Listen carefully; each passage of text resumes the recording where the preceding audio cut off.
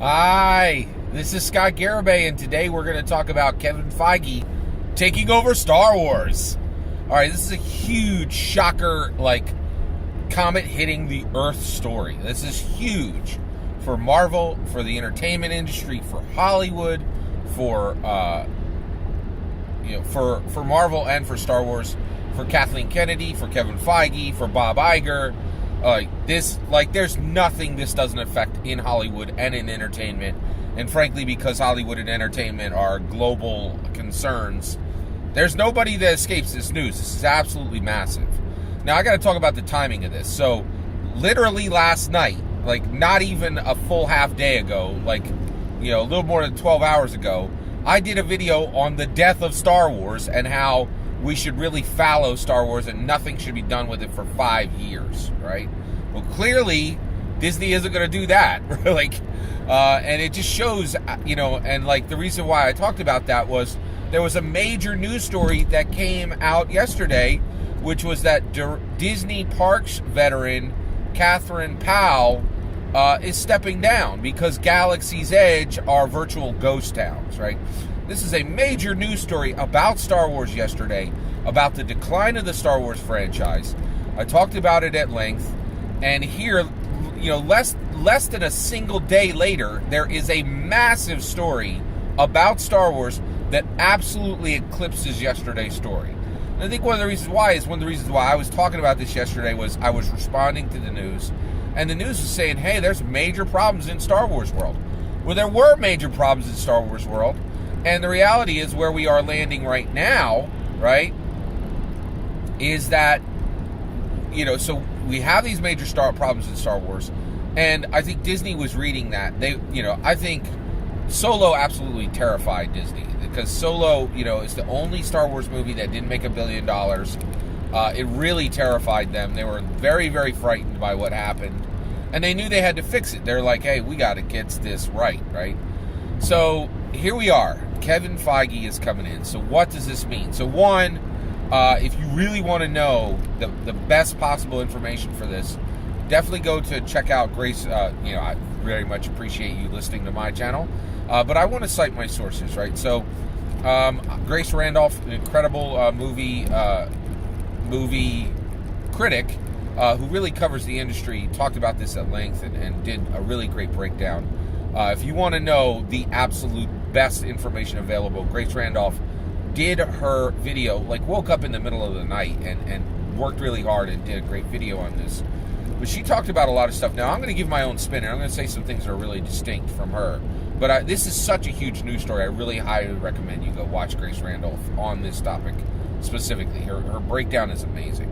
All right, so what does this mean in Scott Garibay world? What do I think of Kevin Feige taking over? So one, Kevin Feige, I think it's really important. So one, I'm very happy about this. I'm incredibly happy about this. I couldn't be more happy about this.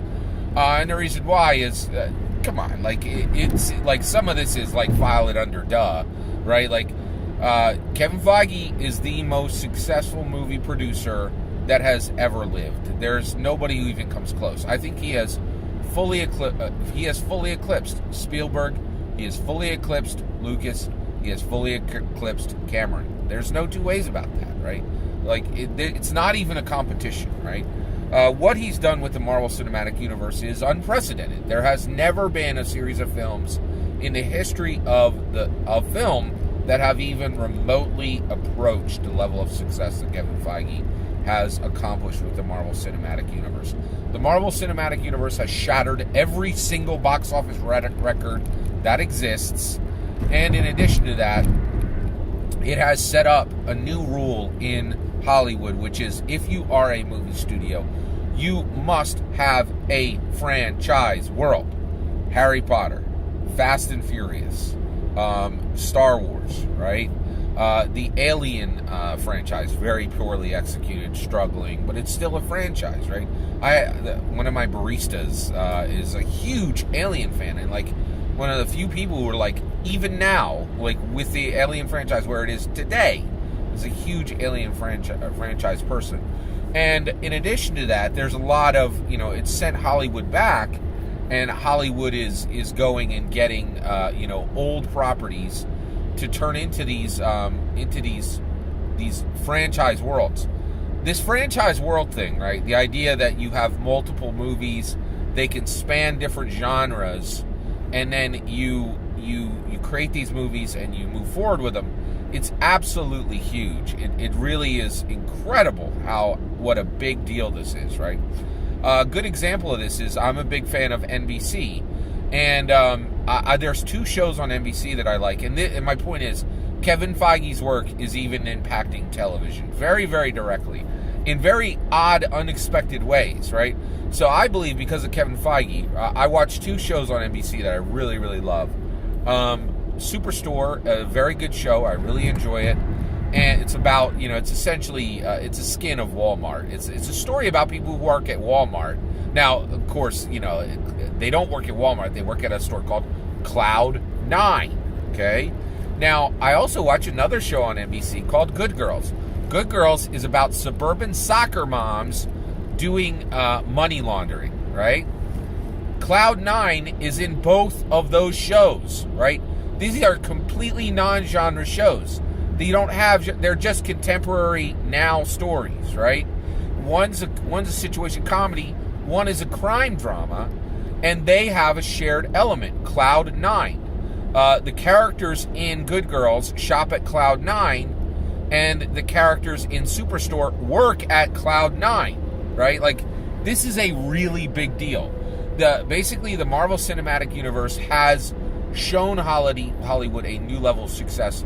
And without a doubt, Kevin Feige is the best movie producer that has ever lived. There's no question of that. Now, why is it important that Kevin Feige is moving into Star Wars?